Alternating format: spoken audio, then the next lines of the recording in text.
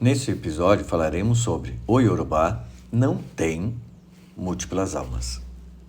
Alguns professores acadêmicos ensinam equivocadamente que o ser humano possui várias almas individuais e que cada uma iria para um lugar específico depois da morte, pois embasam-se em outro texto também equivocado que tem o título Concepção Yorubá da Alma, de William Bascom, o qual, por ser estrangeiro, não compreendeu o conceito Yorubá de pessoa, fracionando o homem Yorubá em várias almas.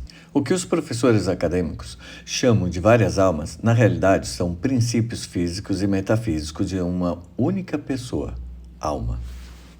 O equívoco começa por não conseguir entender a diferença que há entre o conceito de MI, o espírito, ou alma, e de EMI, respiração e o ato de respirar.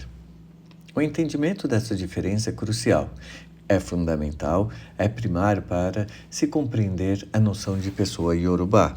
A partir desse equívoco, seguem-se os outros como Okan, o coração, e Okan, a alma individualizada e etc. Professor de religião brasileira que não compreender primariamente essas e outras diferenças não reúne bases conceituais para professorar na noção de pessoa Yorubá.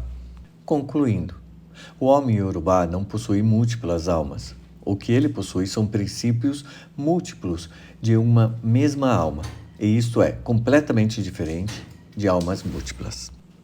Por hoje ficaremos por aqui. Continue a enviar sugestões de pauta e dúvidas para o nosso canal. Até a próxima, pessoal!